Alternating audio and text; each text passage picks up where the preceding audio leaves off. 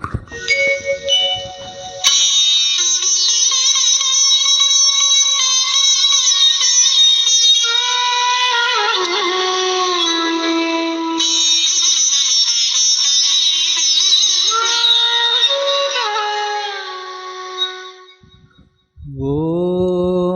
નમઃ ભગવતે વાસુદેવાય. નારાયણં નમસ્કૃત્યં નરં ચૈવ નરોત્તમં દેવીં સરસ્વતીં વ્યાસં તતો જયં મુદીરયે. મુખં કરોતિ વાચાળં પંગું લંઘયતે ગિરિં যৎকৃপাতমহং વંદે પરમાનંદ માધવ. પરમાનંદ માધવ. શ્રીમદ ભાગવત દ્વિતીય સ્કંદ નવમો અધ્યાય. શ્રી શુક ઉવાચ. શુક કહંતી રાજાગે તાહાર પ્રશ્ન અનુરાગે શૃણ નૃપતિ પુણ્યદેહા તુમતે પચારિલુજા.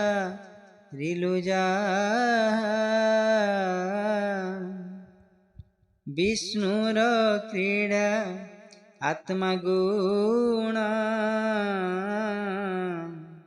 સૃષ્ટિ પાળન સંહરણ.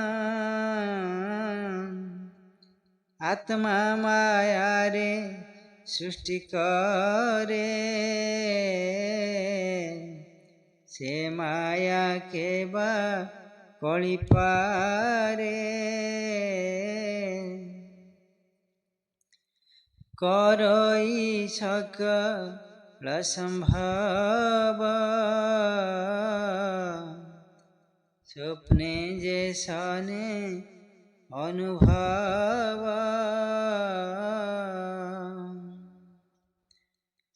એકથા ઈશ્વર વચને ન ઘટે શાસ્ત્ર અનુમાને. જેણું છે માયા રે મિશઈ એકુ અનેક પ્રકાશઈ. સ્વભાવે આત્મા બહુરૂપી રૂપ પ્રકાશે સર્વવ્યાપી. જે રૂપે થાય જે બાગુણે મોહી મોહર પ્રાયમણે. સત્ય પ્રકાશ સર્વદેહે નિરતે આત્મા રૂપે રહે. પર પર ન લાગઈ કાળ માયાર ભેદ કાહી. માયા ક્રમશ સત્ય પ્રાયે સત્ય સત્ય ભેદનું. આત્મા રજાણ શુદ્ધિ અર્થે କହିଲେ ବ୍ରହ୍ମା ରଗ୍ରତେ। ସେ ଯେଣୁ ଘୋର ତପ କରି ଅନେକ କଷ୍ଟେ ପ୍ରାଣ ଧରି ତପେ ତୋଷିଲା ଭଗବାନ ତେଣୁ ପାଇଲା ଦର୍ଶନ। ନିର୍ମଳ ନିଷ୍କପଟ ଚିତ୍ତେ ତେଣୁ ଚିନ୍ତିଲା ହୃଦଗତେ। ଶୁଣ କହିବା ତୁ ଅଗ୍ରତେ ବ୍ରହ୍ମାଙ୍କୁ ଦିଶିଲା ଯେମନ୍ତେ। ସେ ଆଦି ଦେବଗଣ ଗୁରୁ ଭକ୍ତ ଭଜନେ କଳ୍ପତରୁ ନିଜ ଭୁବନେ ସୁଖେ ଥିଲା ବ୍ରଜ ବିହାରେ ଇଚ୍ଛା କଲା। ଆତ୍ମାରେ ଆତ୍ମା ମାୟାଗ୍ରସ୍ତେ ପ୍ରପଞ୍ଚ ନିର୍ବାଣ ଯେମନ୍ତେ। ନାଭିରୁ ପଦ୍ମ କଲା ଜାତ ଯହୁଁ ଜନ୍ମିଲେ ଚତୁର୍ମାର୍ଥ। ସେ ପୁଣି ଚିନ୍ତା ଭରେ ରହି ପର ଅପର ନ ଜାଣି। ଚିନ୍ତା ବିଚ୍ଛେଦ ଭାବେ ମନେ ଶବଦ ଶୁଭିଲା ଗଗନେ। ଜଳେ କମଳ ମଧ୍ୟ ଥିଲା ସେବେନି ଅକ୍ଷର ଶୁଣିଲା। ଓଙ୍କାର ଆଦି ଷଟ ଦଶ ପଞ୍ଚ ମିଶ୍ରିତ ଏକବିଂଶ। ଶବଦେ ତପ ଉଚ୍ଚାରଣ ନିଷ୍କିଞ୍ଚନଙ୍କ ନିଜ ଧନ।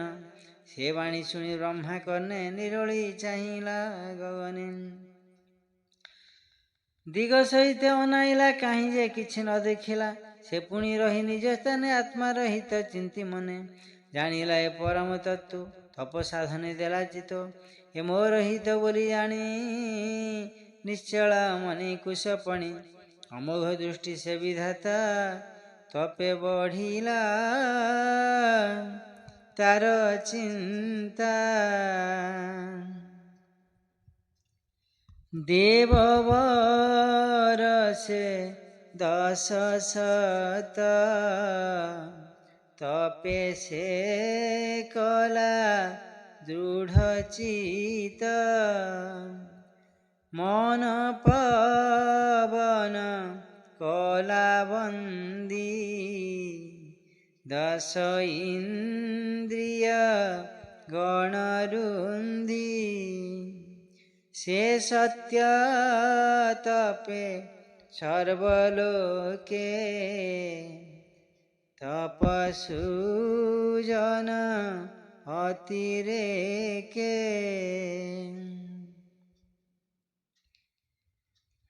ତପ ପ୍ରତାପେ ନରହରି ମିଳିଲେ ନିଜ ରୂପ ଧରି। ସେ ରୂପ ନ ଜାଣନ୍ତି କେହି ମାୟା ସଂସାରେ ଦେହ ବହି।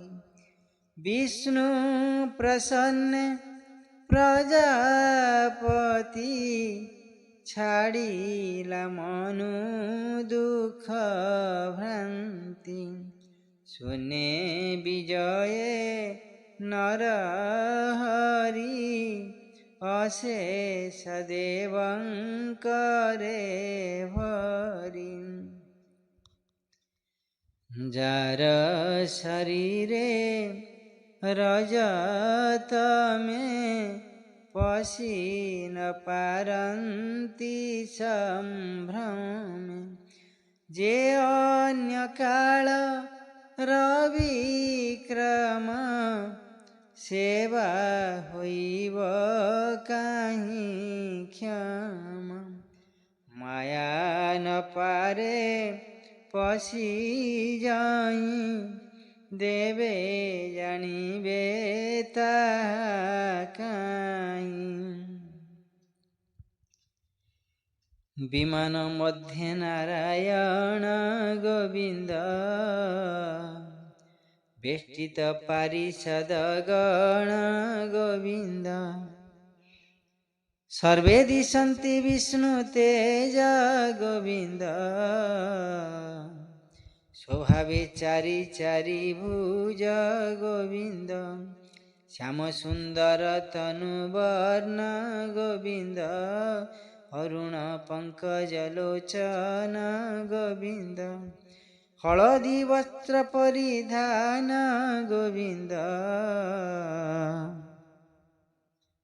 ସୁରୁଚି ସୁନ୍ଦର ବଦନ ଗୋବିନ୍ଦ, ମଣିଲମ୍ବିତ କଣ୍ଠ ଦେଶେ ଗୋବିନ୍ଦ, କାମଗଞ୍ଜନ ନିଜ ବେଶେ ଗୋବିନ୍ଦ, ପ୍ରବାଳ ବୈଦୁର୍ଯ୍ୟର ଜ୍ୟୋତି ଗୋବିନ୍ଦ, ମୃଣାଳ ପ୍ରାୟ ଝଟକନ୍ତି ଗୋବିନ୍ଦ, କିରୀଟ ଗଞ୍ଜନ କପୋଳ ଗୋବିନ୍ଦ, ଶ୍ରବଣ ମକର କୁଣ୍ଡଳ ଗୋବିନ୍ଦ, ତେଜ ବିରାଜେ ନଭସ୍ଥଳୀ ଗୋବିନ୍ଦ, ବେଷ୍ଟିତ ପାରିଷଦ ମିଳି ଗୋବିନ୍ଦ, ଦିବ୍ୟ କାମିନୀଙ୍କ ଗହଣେ ବିଜୁଳି ନୀଳ ମେଘେ ଜେନେ, ଅଷ୍ଟବିଭୂତି ସଙ୍ଗ ମେଳେ କମଳା ସେବେ ପାଦମୂଳେ, ଦିବ୍ୟ ଦୋଳିକା ମଧ୍ୟ ନାରୀ ପୁଷ୍ପ ବରସେ ସ୍ତୁତି କରି, ଯେ ରୂପେ ବିଷ୍ଣୁ ନଭସ୍ଥଳେ ବ୍ରହ୍ମା ଦେଖିଲେ ବେନି ଡୋଳେ, ଯାର ମହିମା ଦାଶରଥୀ ଭକ୍ତ ଜନକ ଅଧିପତି, ଜଗତପତି ସର୍ବଗତି ତା ମାୟା କେହି ନ ଜାଣନ୍ତି, ସୁନନ୍ଦନନ୍ଦ ପ୍ରଚାଳାଦି ଅର୍ହଗଣ ସୈତ୍ୟାମଦି, ସୁନନ୍ଦନନ୍ଦ ପ୍ରଚାଳାଦି ଅର୍ହଗଣ ସୈତେ ଆମଦି, ପୂଜନ୍ତି ଶଙ୍କର ସ୍ୱଭାବେ ମିଳିଣ ସମସ୍ତ ସଚିବେ, ତାଙ୍କୁ ଦେଖିଲେ ମନେ ହୁଏ ଭୃତ୍ୟ ପ୍ରସାଦ ଦେଲା ପ୍ରାୟେ, ତାହାଙ୍କ ନୟନ ଯୁଗଳ ବସନ୍ତି ମତ ତାର ଜଳ, ଶ୍ରୀମୁଖ ପ୍ରସନ୍ନ ବଦନ ଅରୁଣ ପଙ୍କଜ ଲୋଚନ, ମସ୍ତକେ କିରୀଟ ବିରାଜେ କର୍ଣ୍ଣକୁଣ୍ଡଳ କଟି ମାଝେ, ଶୋଭଇ ପୀତ ଯେ ବସନ ଲକ୍ଷ୍ମୀ କ୍ରୀଡ଼ନ୍ତି ହୃଦେ ଜାଣ, ଅମୂଲ୍ୟ ସିଂହାସନ ସ୍ଥିତି ବେଷ୍ଟିତ ସକଳ ବିଭୂତି, ହେମନ୍ତ ରୂପ ବ୍ରହ୍ମା ଦେଖି ଉଠିଲେ ସାନନ୍ଦ ଆସନ ଉପେକ୍ଷୀ, ହେମନ୍ତ ରୂପ ବ୍ରହ୍ମା ଦେଖି ଉଠିଲେ ଆସନ ଉପେକ୍ଷୀ, କୃଷ୍ଣର ଦର୍ଶନେ ଆହ୍ଲାଦ ଆନନ୍ଦେ ହୋଇ ଗଦଗଦ, ଲୋମହର ସେ ତନୁପୂର୍ଣ୍ଣ ପ୍ରେମ ଭରେ ଅଶ୍ରୁଲୋଚନ, କୃଷ୍ଣର ପାଦ ପଦ୍ମ ଚାହିଁ ମିଳିଲା ଶିରେ କର ଦେଇ, ଆନନ୍ଦ ସାଗରେ ବୁଡ଼ିଲା ଅଧିକା ଆତ୍ମା ପାଶୁରିଲା, ଅତି ଆନନ୍ଦେ ପ୍ରେମ ସୁଖେ ସେ ବ୍ରହ୍ମା ବିଷ୍ଣୁର ସମ୍ମୁଖେ, ପ୍ରଜା ସଜ୍ଜନେ ତାର ମନ ଜାଣିଲେ ପ୍ରଭୁ ଭଗବାନ, ବ୍ରହ୍ମା ବଦନ ହରି ଚାହିଁ ଈଶତ ହାସ୍ୟ ବାକ୍ୟ କହି, ଆତ୍ମାର ପ୍ରାୟ ପ୍ରାୟ କରି ବ୍ରହ୍ମାର କର କରେ ଧରି, କର ଅଞ୍ଜଳି ବ୍ରହ୍ମା କରେ ସଭ୍ରମ ବିନମ୍ର ସାଦରେ, ଶ୍ରୀ ଭଗବାନ ଉବାଚ,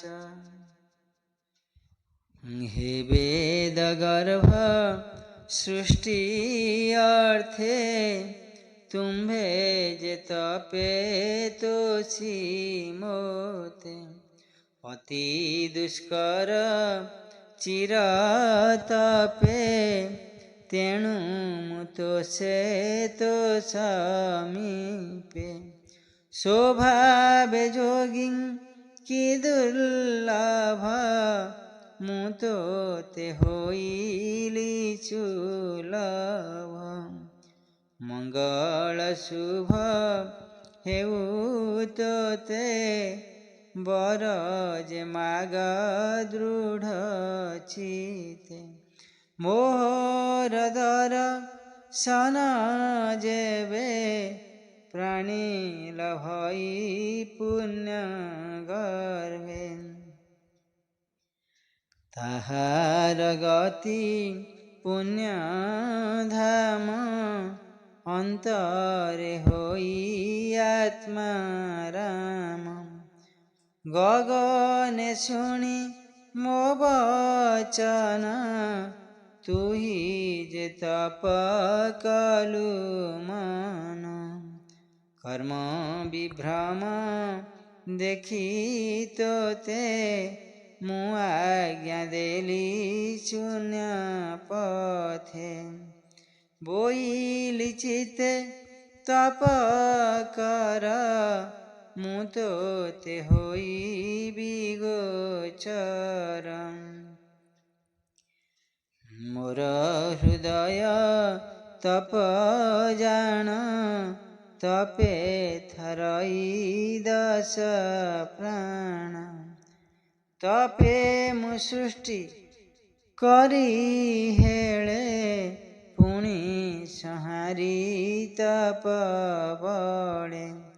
ତପର ବଳେ ଏ ଜଗତ, ମହି ଧରଇ ଅବିରତ।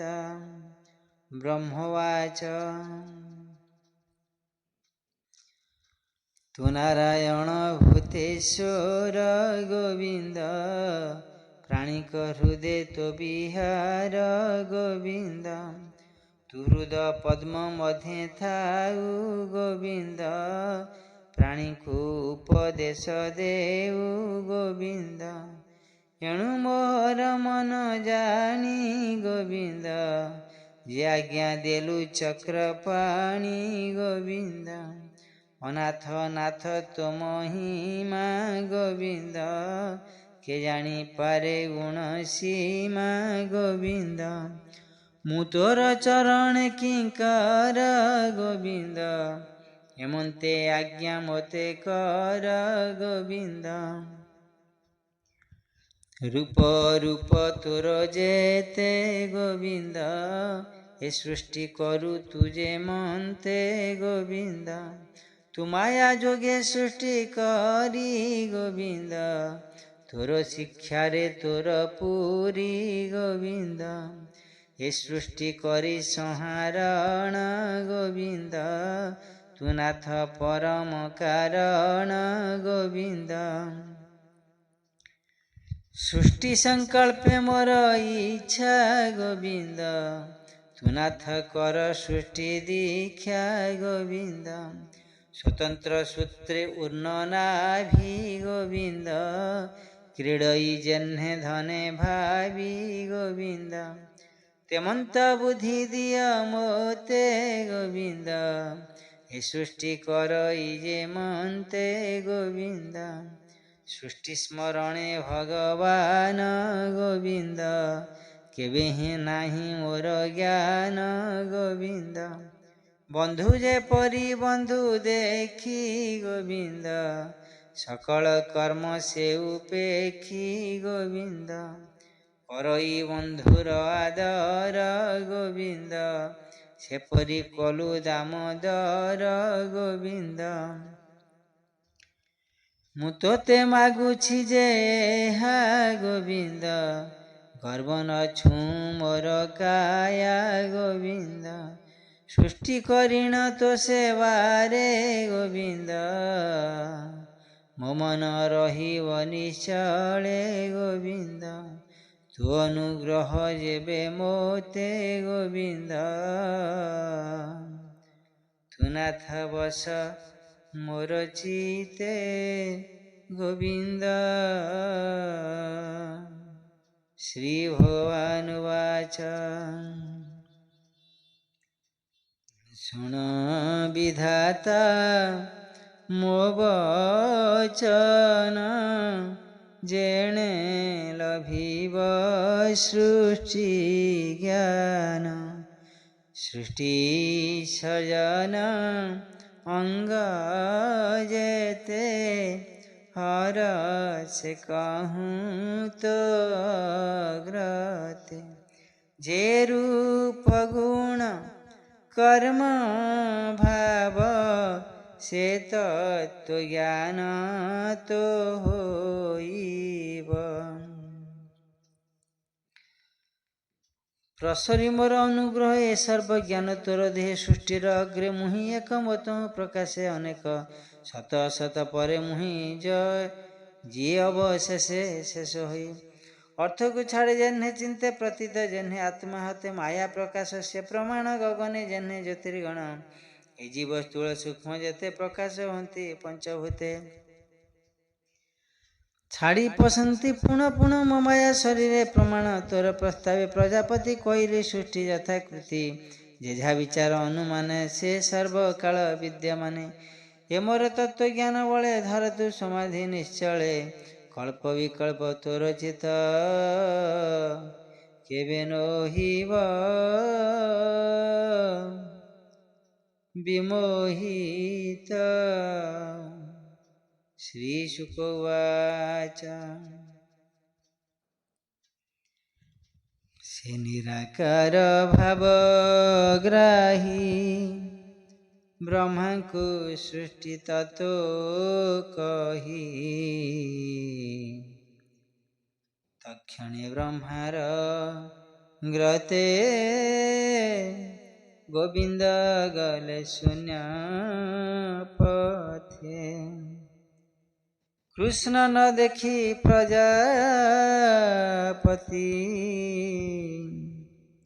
ପଥେ ଅନେକ କଲେ ସ୍ତୁତି କର ଅଞ୍ଜଳି ଶିରେ ଦେଇ ଅନେକ ଭାବରେ ବିମୋହି ବିଶ୍ୱ ସଜିଲେ ବିଶ୍ୱ ତେଜେ ପୂର୍ବ ପ୍ରାୟ ନାନା ବୀର୍ଯେ ସେ ଧର୍ମ ଗତି ପ୍ରଜାପତି ନିଯୁକ୍ତ ଆତ୍ମା ମହାଗତି ପ୍ରଜା କଳ୍ପନା ଚିନ୍ତା କରି ଆତ୍ମା ରହିତେ ମନ ଧରି ନାରଦ ବାକ୍ୟ ବେଦ ବର ହରି ମହିମା ଅଗୋଚର ଯେତେ କହିଲେ ସୃଷ୍ଟି ଅର୍ଥେ ମାୟାର ମହିମା ଯେ ମନ୍ତେ ଜାଣିବା ଅର୍ଥେ ମହା ମୁନି କହି ବିଧାତା ହେଲେ ତୁନି